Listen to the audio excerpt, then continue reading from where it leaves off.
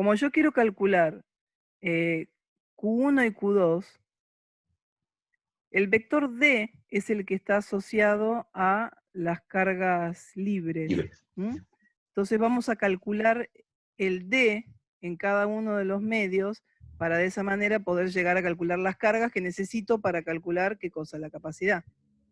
Porque el delta B ya sabemos cuánto vale. Ahora que lo calculamos, ¿esto cuánto vale? E por D. ¿Sí? Bien. Vamos entonces a calcular el D. Lo que voy a hacer es, para calcular el D, voy a, por ejemplo, tomar en la región 1, en la región del dieléctrico 1, un cilindrito que donde una de las tapas pasa por adentro de la placa y la otra parte está dentro del dieléctrico. Entonces voy a calcular en esta superficie sigma 1, voy a calcular el flujo del D a través de esta superficie. ¿Y esto a qué es igual? Tiene que ser igual a la carga libre. Bueno, la carga libre que va a encerrar va a ser lo que encierre en esta parte acá de como el sacabocado de este cilindrito, que no puse acá, pero este cilindrito tiene una superficie de las bases del cilindro, es S1. Entonces esta carga libre también la puedo escribir como sigma 1 sería, por S1. ¿Y cuánto vale el flujo? Bueno, el flujo tengo que calcular 3 integrales. Una a través de cada una de las tapas y otra a través de la superficie lateral. La superficie lateral ya sabemos que me va a quedar 0. ¿Por qué? Porque el campo D, ¿qué dirección tiene? Va desde una de las placas hacia la otra. Sería el D1. Entonces, en la superficie lateral no tengo flujo de D.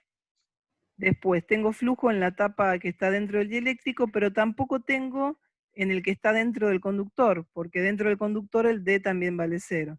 Entonces, de estas 3 integrales, la única que sobrevive es la del flujo de la tapa de área S1. Entonces me va a quedar el D1 por S1.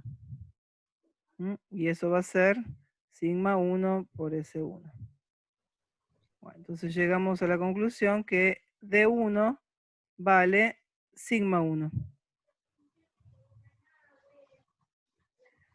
Ahora tenemos que hacer lo mismo con el otro. Bueno, lo pueden hacer exactamente ustedes, ahora tomando otro cilindrito acá, también este va a ser D sub 2, y análogamente, tic, tic, tic, tic, van a llegar a que D sub 2 es igual a sigma 2.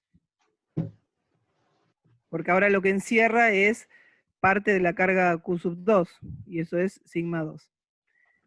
Bueno, entonces ahora para calcular, ¿qué hacemos? D sub 1 es igual a sigma 1. ¿Y a qué es igual D sub 1? Es epsilon R1 por epsilon 0 por el E1, que después le podemos poner que es E. Y esto es igual a sigma 1. Bueno, E1 directamente lo puedo poner como E, si quiero. Y sigma 1, ¿a qué va a ser igual? ¿Qué es sigma? Chicos, Es Q. Miren Sobre la el superficie. dibujo.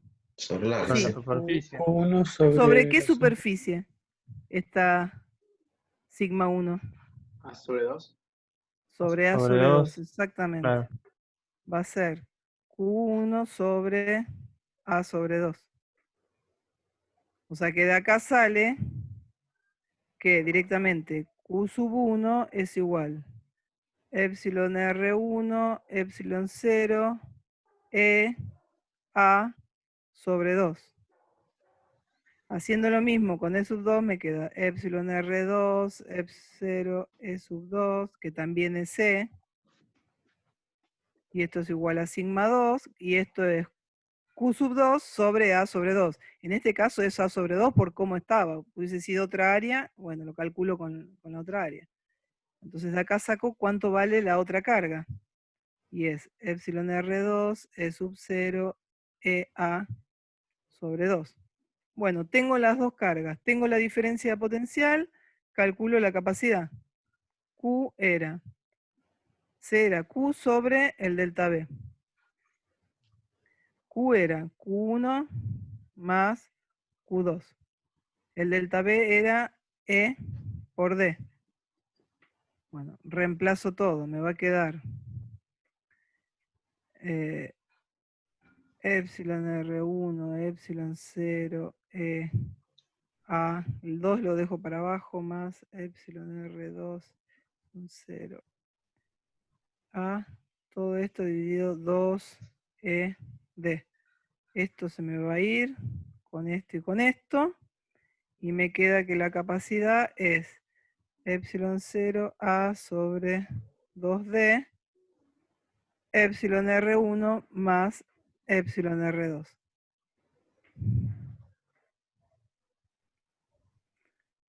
¿Sí?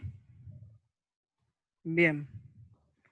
Ya está. Este es el resultado, es este. Esta es la capacidad de este capacitor que tiene los dieléctricos en esa disposición geométrica en particular. Ahora, si miramos un poco esto, yo esto lo puedo escribir como que, si hacemos la distributiva en vez de escribirlo así, me va a quedar que C, sigo acá, C es igual epsilon 0, o mejor así, epsilon R1, epsilon 0, A sobre 2 sobre D, más epsilon R2, epsilon 0, A sobre 2 sobre D. Lo escribí, lo distribuí, nada más. Ahora, esto tiene la pinta de que de una capacidad, ¿sí? ¿Por qué? Porque es el epsilon 0 por un área, que en este caso es A sobre 2, dividido la distancia.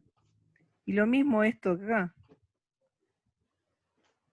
O sea, son dos capacitores, pero con diferentes dieléctricos y con el área igual a la mitad del área.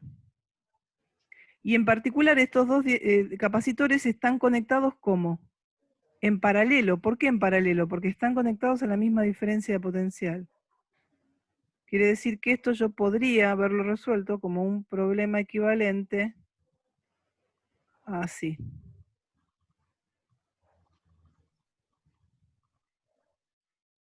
Donde este sería, allá,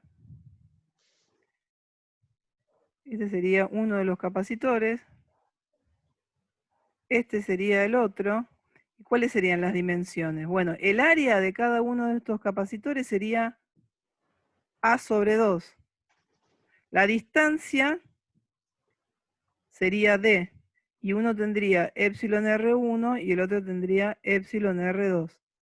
Y estarían conectados como en paralelo, ¿m? Porque la diferencia potencial entre los dos sería la misma, sería E por D. Bueno, ¿y qué me dio eso? Que para el caso donde los capacitores están conectados así en paralelo, la capacidad se suma. Es la capacidad, la suma de las capacidades de los dos. Pregunta, ¿y esto en la práctica, digamos, se rinde hacer un capacitor como el ejercicio en vez de hacer dos en paralelo? Y todos si te dicen que lo demuestres o lo podés resolver. O sea, si te llegan a decir que demuestres que la capacidad es equivalente a eso, me parece que la tenés que resolver de cero. Ahora, si te dicen que lo resuelvas de cualquier forma y no te dan... Vos decís, bueno, esto es análogo al último dibujito que yo hice ahí, y están conectados en paralelo y resuelvo y directamente pongo la suma de las capacidades. Si el objetivo del ejercicio es partir de las leyes de las propiedades integrales, tenemos que empezar de cero. Si no, capaz que si tenemos un circuito con capacitores, damos por sentado las propiedades de los capacitores equivalentes, pero observando lo que habíamos visto la semana pasada, el estado inicial de los capacitores.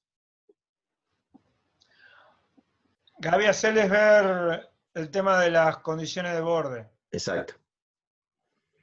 Bueno, Este frente al capacitor serie que hicieron antes. Aunque el otro fuera esférico, No. lo mismo. bien. A ver, se las voy a escribir acá las condiciones. ¿Sí? Las condiciones, ¿cuáles eran? Eran el D1 normal era igual al D2 normal, y el E1 tangencial es igual al E2 tangencial. Estas son las condiciones, ¿sí? Cuando paso entre dos medios, entre dos dieléctricos serían, ¿sí? ¿Cómo pueden acordarse eso de memoria?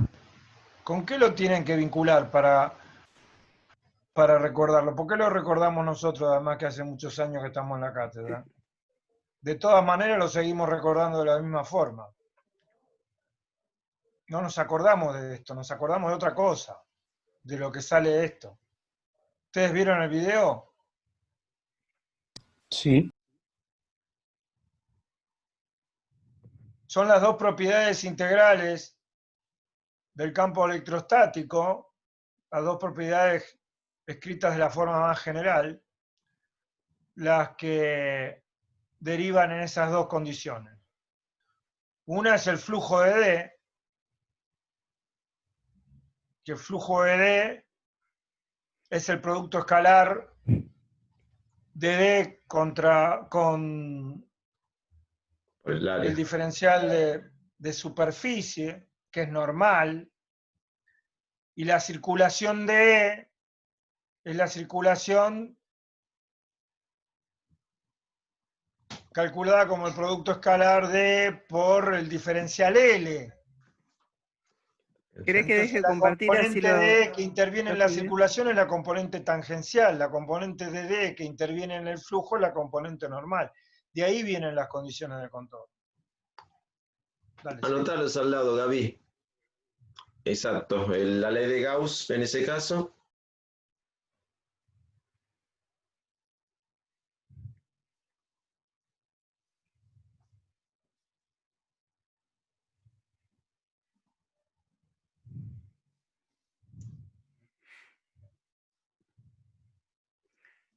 Bien. En este caso, en la interfaz entre dos dieléctricos, ambas, la circulación de D también es cerrada. Ambas, Sí, más vamos a hacer, sí. cerrada es igual a 0. Y la circulación de D, que en el caso general es igual a la carga neta, en la interfaz entre dos dieléctricos No hay. descargados es 0. Ahí para que se me fue. Sí, estas condiciones son únicamente para el caso de interfase de dieléctricos. Si no me... Dieléctricos descargados. Claro. No Si tienen no, carga la libre. primera me daría sigma. Anota la condición también, así queda clarita. ¿Sí? Vamos Para a poner... dieléctricos descargados. Sí, exactamente. Para que se me aparece acá, no sé por qué esto. Ahí está. Bueno, dieléctricos. Y ahora les va a mostrar Gaby cómo se cumplen esas condiciones de contorno en los dos casos de capacitores que acaban de ver. O sea, yo no lo usé. Descargado eso. no quiere decir no polarizado, quiere decir sin carga No. neta. Sí. O sea, no es un dieléctrico que acaba de ser frotado. A ver, voy a usar estas dos condiciones porque yo en realidad lo descubrí. ¿Por qué? Porque dije E1 es igual a E2, pero llegué a toda una condición. Ahora, si yo hubiese dicho no, yo no sé cómo es esto, lo voy a tratar de calcular. L en este caso o en cualquier caso, imagínense, voy a dibujar acá rapidito otra vez un capacitor. ¿Cómo son las líneas de campo? Así, ¿sí? En este caso el medio de separación entre los dos era así. Con lo cual, el campo E, en este caso, era tangencial.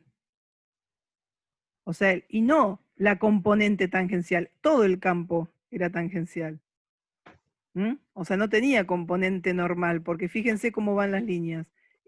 Todo el campo tiene únicamente una componente tangencial. Entonces, directamente, E1 es igual a E2. ¿Y qué es lo que saqué acá? O sea, esta condición se cumplió acá. En cambio, el D normal de un medio es igual al D normal del otro. Y esa condición también se cumple. ¿Por qué? Porque ¿cuánto vale el D normal en los dos medios? 0. 0. Entonces me quedó 0 igual a 0.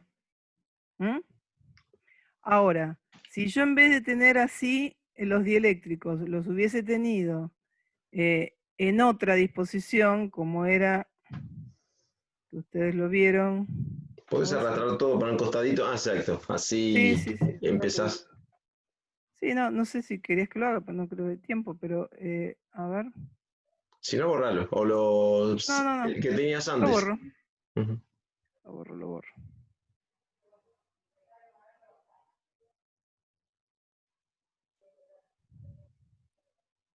Si tengo esto, ahora miremos esto. ¿Cómo es la No, es condición? el serie. O volviste al ¿Cómo? paralelo. Ah, volví a poner el otro. Quería el otro, sí. Ujú. Fíjate que estás atento. Volví a agarrar el mismo. El primero. Copiar.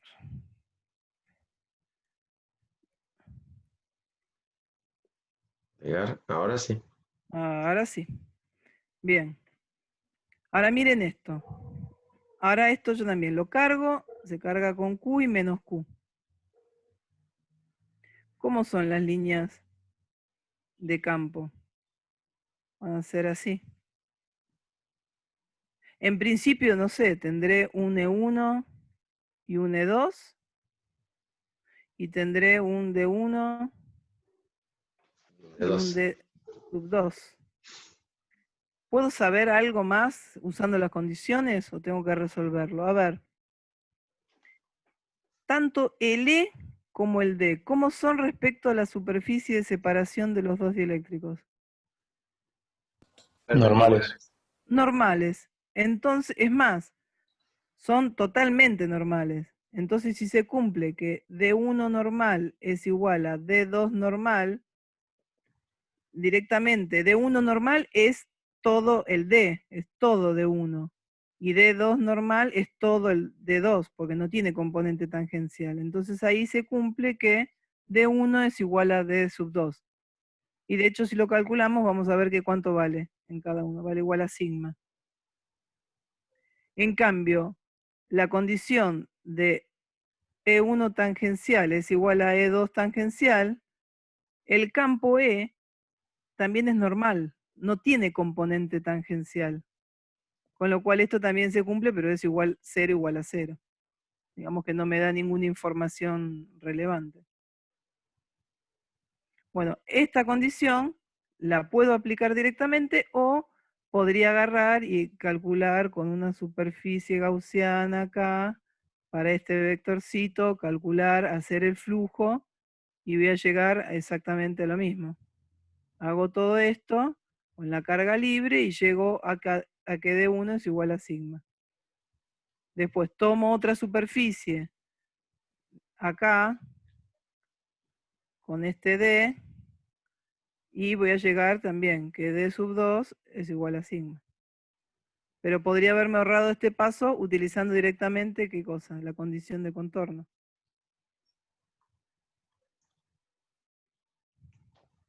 Y acá la capacidad se podría calcular Como si A ver, tuviese- acá la capacidad, parto otra vez de la definición, Q sobre delta B. Acá, este sí va a ser, va a estar uniformemente distribuida la carga, porque tengo todo el mismo dieléctrico en todo el área, ¿sí? Es simétrico, lo puedo girar, puedo hacer cualquier cosa que va a ser siempre lo mismo. O sea que esto va a valer ¿cuánto? Sigma por el área. Esto tiene un área A. ¿Y el delta B cuánto va a valer?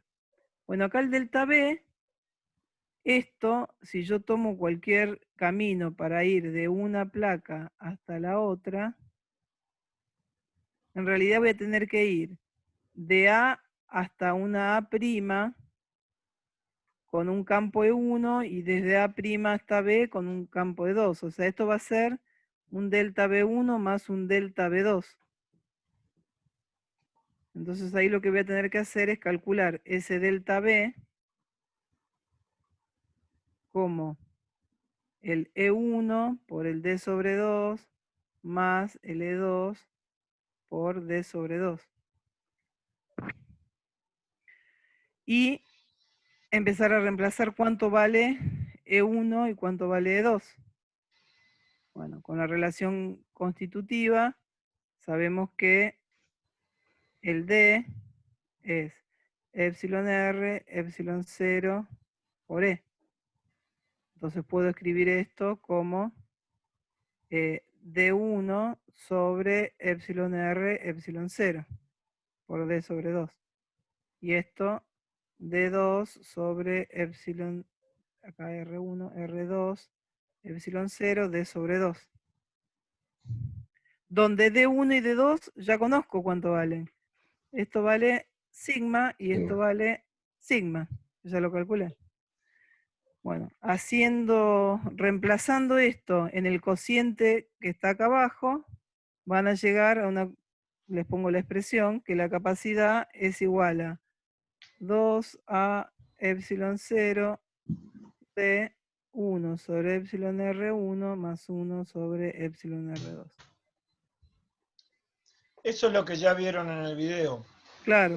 Aquí lo que agregamos es la cuestión de las condiciones de contorno y ver cómo la solución que obtuvimos en forma independiente, en esa solución se verifican las condiciones de contorno porque la solución la hemos obtenido aplicando las mismas propiedades a través de las cuales se derivan las condiciones de contorno. Así que la solución tiene que ser consistente con las condiciones de contorno.